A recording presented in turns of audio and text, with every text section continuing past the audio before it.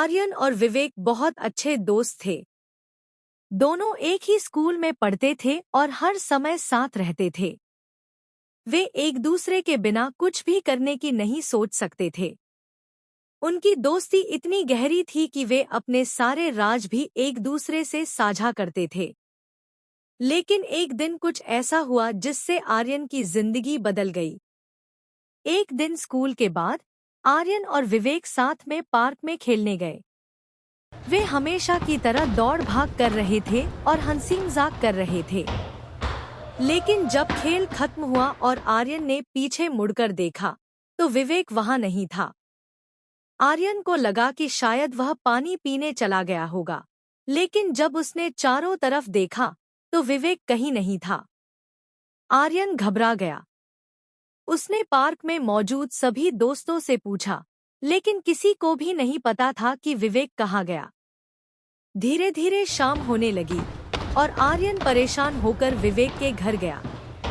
जब उसने विवेक के माता पिता से पूछा, तो उन्होंने बताया कि विवेक सुबह से ही घर नहीं आया था। यह सुनकर आर्यन और भी चिंतित हो गया। अगली सुबह जब आर्यन स्कूल के लिए तैयार हो रहा था, तो उसे अपने बैग में एक छोटी सी चिट्ठी मिली।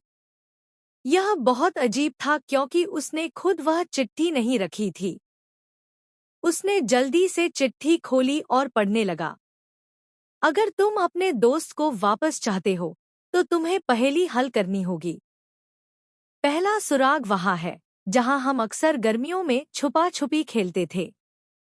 आर्यन समझ गया कि यह पार्क में पुराने पेड़ के पास जाने का इशारा है।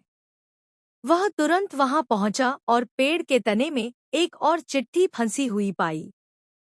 उसमें लिखा था, बहुत अच्छे। अब अगला सुराग वहां है जहां हम बारिश के दिनों में पनाह लेते थे। अब आर्यन को याद आया कि जब भी बारिश होती थी, वे दोनों पुरानी फैक्ट्री में छुपते थे। वह बिना देर किए वहां पहुंचा। जब आर्यन फैक्ट्री पहुंचा, तो वहां चारों ओर सन्नाटा था। अंदर घुसते ही उसे हल्की हल्की आवाजें सुनाई दी। उसने हिम्मत जुटाकर आगे बढ़ना शुरू किया। जैसे ही वह एक बड़े दरवाजे के पास पहुंचा, उसने देखा कि वहां विवेक एक कुर्सी से बंधा हुआ था। विवेक! आर्यन चिल्लाया। आर्यन! मुझे यहाँ से निकालो, विवेक ने कहा। तभी पीछे से कुछ आवाजें आईं। दो अजनबी आदमी वहां आ गए और आर्यन को रोकने की कोशिश करने लगे। लेकिन आर्यन ने हिम्मत नहीं हारी। उसने पास पड़ी लकड़ी उठाई और उन आदमियों को डराने की कोशिश की। इतने में विवेक भी आजाद हो चुका था। दोनों ने मिलकर उन आदमियों को धक्का देकर दरवाजा बंद कर दिया और तेजी से बाहर भागे। आर्यन और विवेक जल्दी से पुलिस स्टेशन पहुंचे और सारी घटना बताई। पुलिस ने तुरंत उस फैक्ट्री में जाकर उन बदमाशों को पकड़ लिया। विवेक ने आर्यन का हाथ पकड़कर कहा, अगर तुम न होते, तो मैं न जाने क्या करता। आर्यन हंसते हुए बोला, हम दोस्त हैं, और सच्चे दोस्त कभी एक दूसरे को अकेला नहीं छोड़ते। विवेक ने सिर हिलाया और दोनों ने एक दूसरे को गले लगा लिया। इस घटना ने उनकी दोस्ती को और भी मजबूत बना दिया। शिक्षा। यह कहानी हमें सिखाती है कि सच्ची दोस्ती का मतलब सिर्फ साथ खेलना और हंसी मजाक करना नहीं होता, बल्कि मुश्किल समय में एक दूसरे का साथ देना भी होता है।